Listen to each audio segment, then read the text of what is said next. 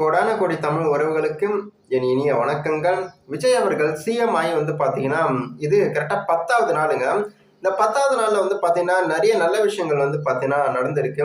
இதுக்கு முன்னாலே நம்ம பார்த்துருப்போம். ஒருத்தர் லஞ்சம் வாங்கியிருப்பாரு. அவரை பணியிட நீக்கம் செஞ்சிருப்பாரு. அதே மாதிரியே பார்த்தீங்கன்னா, இன்னைக்கு ஒரு விஷயம் பண்ணியிருக்காருங்க. ஆடு இருக்கு பாத்தீங்களா? ஆடு பாத்தீங்கன்னா ஒரு பெரிய கண்டெய்னர்ல பாத்தீங்கன்னா ஏத்தின்னு போயிட்டு இருக்காங்க போல. அப்போ பாத்தீங்கன்னா ஒரு காவல் அதிகாரி அதை வழி மறைச்சு லைசன்ஸ் அதெல்லாம் பாத்தீங்கன்னா கேட்டிருக்காரு போல இருக்கு. அவங்க வீட்டுல இருக்கு அப்படின்னு நிறைய சாக்கு சொல்லியிருக்காங்க. ஏதோ ஒண்ணு இல்லை போல இருக்கு. அப்போ அந்த அதிகாரி என்ன பண்ணிருக்காருன்னா 200 ரூபாய் பாத்தீங்கன்னா லஞ்சம் கேட்டிருக்காருங்க. ஸோ நான் முன்னாலே சொன்ன மாதிரி தான் உங்ககிட்ட ஆல்ரெடி சொல்லியிருக்கேன். ஒரு அதிகாரி லஞ்சம் பாத்தீங்கன்னா வாங்கினா அதை வீடியோ எடுத்து நீங்க ஒப்படைச்சீங்கன்னா உங்களுக்கு 1,00,000 ரூபாய் தருவாங்கன்னு நான் சொல்லியிருப்பேன்.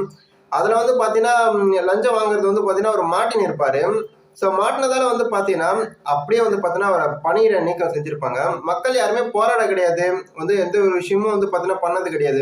ஆனா அவர் பாத்தீங்கன்னா ஒரு 200 ரூபாய் பாத்தீங்கன்னா லஞ்சம் வாங்கினதுக்காக உடனே பாத்தீங்கன்னா அவரை பணியிட நீக்கம் செஞ்சிருக்காங்க. அப்ப பாத்துங்க எந்த அளவுக்கு அரசாங்கம் ஆக்டிவா இருக்கு அப்படின்னு சொல்லிட்டு.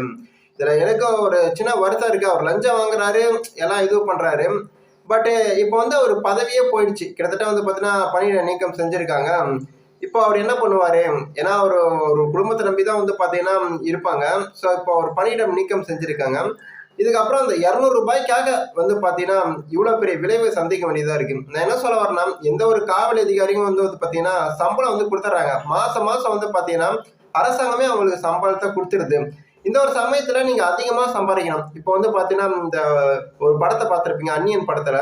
ஒருத்தர்கிட்ட 200 ரூபாய் வாங்கினா உங்களுக்கு கம்மியா தெரியும். ஆனா ஒரு 200 ரூபாய் கூட இல்லப்பா, அவரு அந்த அளவுக்கு வறுமையில இருக்காரு அந்த போலீஸ் அதிகாரி அப்படின்னு சொல்லிட்டு உங்களுக்கு தோணும். அதே ஒரு 10 பேர்கிட்ட 200 ரூபாய் வாங்கினா எவ்வளவு ஆகுதுன்னு சொல்லிட்டு யோசிச்சு பாருங்க.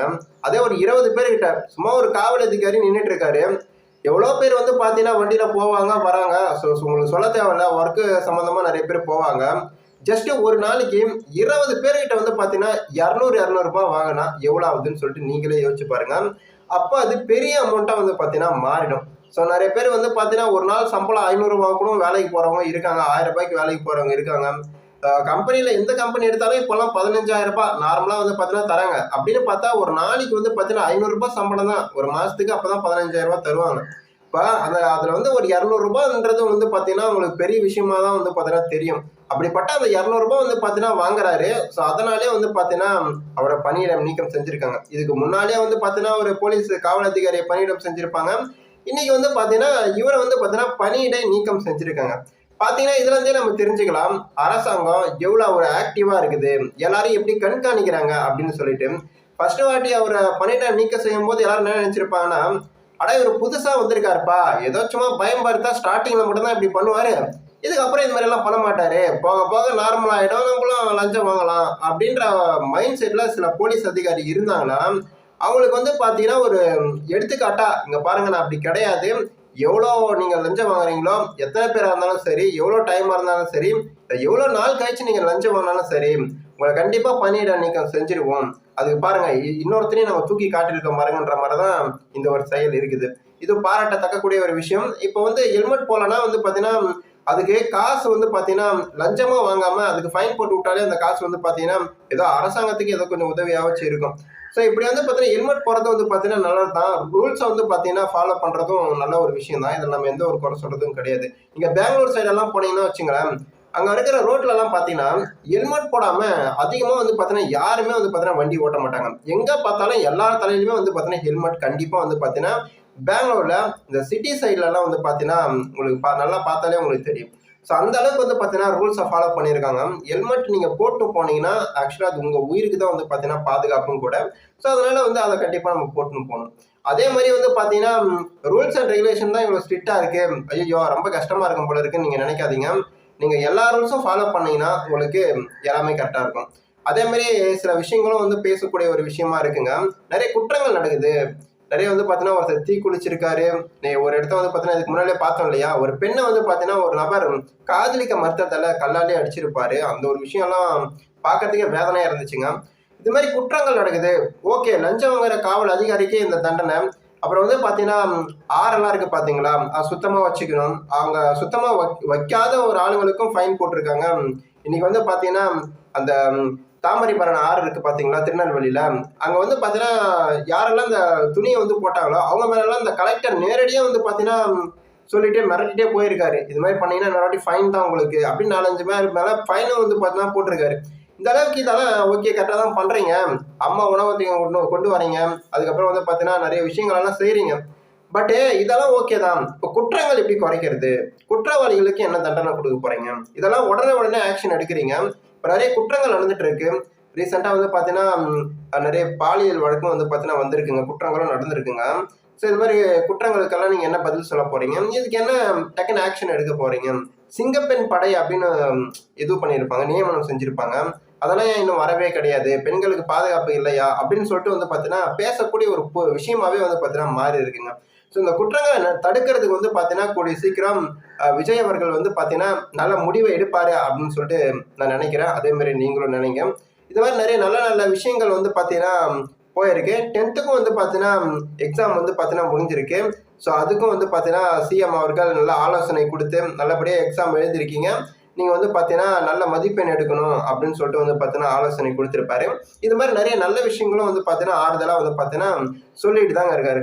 அதே மாதிரி செங்கோட்டையன் இருக்காரு பார்த்தீங்களா, அவர் வந்து பார்த்தீங்கன்னா எடப்பாடி பழனிசாமி அவர்கள் உங்களை கட்சியை விட்டு நீக்கிறோம் அப்படின்னு சொல்லிட்டு நீக்கியிருப்பாரு. அந்த இடத்த அவருக்கு மனசே உடஞ்சிருக்கும் பாருங்க, ச்சே நம்மளை கட்சியை விட்டு நீக்கிட்டாங்களே அப்படின்னு சொல்லிட்டு அவர் நினைச்சிருப்பாரு. ஆனா விஜய் அவர்கள் என்ன பண்ணியிருக்காருன்னா, செங்கோட்டையன் அவர்களை அவர் வந்து ஒரு சேர்ல வந்து பாத்தீங்கன்னா அவர் ஷோல்டர்ல கையை வச்சு சேர்ல உட்கார வைக்கிறாருங்க. அதை ஒரு காணொலியே போட்டிருக்காங்க. இப்ப என்ன கம்பேர் பண்றாங்கன்னா, மற்றவங்க கட்சியை விட்டு நீக்கிட்டாங்க, நீங்க வருத்தப்படாதீங்க, உங்களுக்கான அங்கீகாரம் உங்களுக்கு கிடைச்சிருக்கு, விஜய் சார் வந்து பாத்தீங்கன்னா கரெக்டான இடத்துல தான் வந்து சேர்ந்திருக்கீங்க அப்படின்னு சொல்லிட்டு பேசிட்டு இருக்காங்க. எப்பவுமே செங்கோட்டையன் அவர்கள் மிகுந்த வந்து பாத்தீங்கன்னா ஜெயலலிதா அம்மா அவர்கள் இருக்காங்க பாத்தீங்கன்னா, திருப்பி வந்து ஜெயலலிதா அம்மா அவர்களுடைய மிகுந்த ஒரு பற்றாளருங்க. எப்ப பார்த்தாலும் வந்து பாத்தீங்கன்னா அம்மா அவர்களுடைய புகைப்படத்தை தன்னுடைய பாக்கெட்லயே வச்சுன்னு இருக்கிற ஒரு ஆள் தான் செங்கோட்டையன். இந்த அளவுக்கு விசுவாசமா இருக்கக்கூடிய ஒரு ஆள் தான்.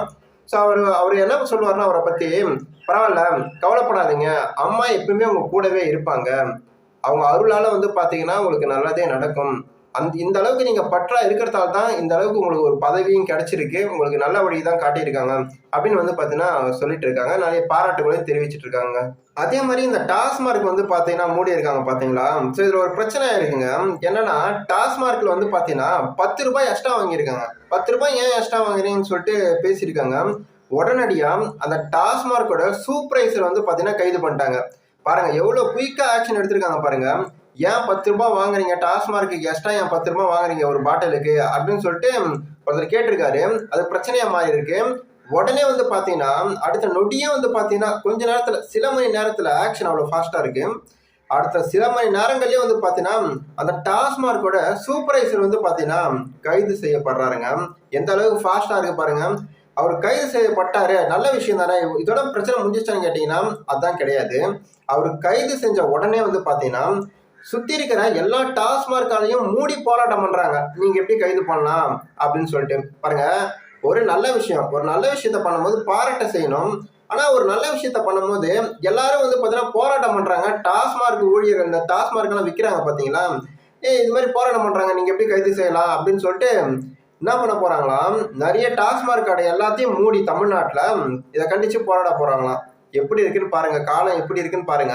ஒரு நல்ல விஷயத்துக்காக அவரை கைது பண்ணா ஏன் 10 ரூபாய், அவர் ரூல்ஸ் ஆல்ரெடி போட்டாரு, நீங்க 10 ரூபாய் எக்ஸ்ட்ரா வாங்கினீங்கன்னா, அதாவது எம்ஆர்பி ரேட்டை விட ஒரு பாட்டிலுக்கு 10 ரூபாய் சரி, 1 ரூபாய் எக்ஸ்ட்ரா வாங்கினாலும் சரி, உங்க மேல நடவடிக்கை எடுக்கப்படும் ஆல்ரெடி அவர் சொல்லிட்டாரு. அப்படி இருக்கும் பட்சத்துல எதுக்கு வந்து பாத்தீங்கன்னா ஒரு 10 ரூபாய் எக்ஸ்ட்ரா வாங்குறாங்கன்னு தெரியல. அது வந்து ஒரு குற்றம் தானே. இந்த ஒரு குற்றத்துக்காக அவரை கைது பண்ணியிருக்காங்க. இதுக்காக வந்து பாத்தீங்கன்னா ஒரு போராட்டம் பண்றது எந்த ஒரு யூஸும் கிடையாது. இங்க பாலியல் குற்றங்கள் நடந்திருக்கு, அதுக்கு போராட்டம் பண்ணலாம், அதுக்கு போராட்டம் பண்ணாச்சும் ஒரு நல்ல விஷயத்துக்காக போராட்டம் பண்றாங்களே. திரு விஜய் ஜோசப் விஜய் அவர்களுக்கு கண்ணுக்கு தெரியாம இருக்கு, அவர்கிட்ட போய் சேர்க்கலாம் அப்படின்றதுக்காக ஒரு போராட்டம் பண்ணலாம். இவர் டாஸ்மார்க்ல வந்து பாத்தீங்கன்னா விதியை மீறி 10 ரூபாய் எக்ஸ்ட்ரா வாங்கியிருக்காங்க, இதுக்கு அவரை கைது பண்ணியிருக்காங்க அந்த சூப்பர்வைசரை. இதுக்கெல்லாம் அவங்க போராட்டம் பண்றது அப்படின்ற மாதிரி மக்கள் பேசிட்டு இருக்காங்க. இது மாதிரி விஷயங்களும் ஒரு பக்கம் போயின்னு தான் இருக்கு, எதிர்ப்புகளும் ஒரு பக்கம். அதாவது அவர் நல்ல விஷயம் தான் பண்றாரு, அதுக்கே எதிர்ப்புகள் போயிட்டு இருக்கு. இன்னொரு பக்கம் சூப்பரா வந்து பாத்தீங்கன்னா நல்ல விஷயங்கள் ஒரு பக்கம் நடந்து தான் இருக்கு. இதுதாங்க டே 10 வந்து பாத்தீங்கன்னா விஷயங்கள் எல்லாத்தையும் உங்களுக்கு சொல்லிட்டேன். இது மாதிரி ஒரு நாளும் வந்து பாத்தீங்கன்னா சிஎம் விஜய் அவர்கள் என்னென்ன பண்றாரு அப்படின்னு சொல்லிட்டு அப்டேட் பண்றோம் உங்களுக்கு. ஸோ புதுசா பாக்குறவங்க சப்ஸ்கிரைப் பண்ணி வச்சுங்க. இந்த காணொளி அவ்வளவுதான். அடுத்த காணொளியில பார்ப்போம். நன்றி, வணக்கம்.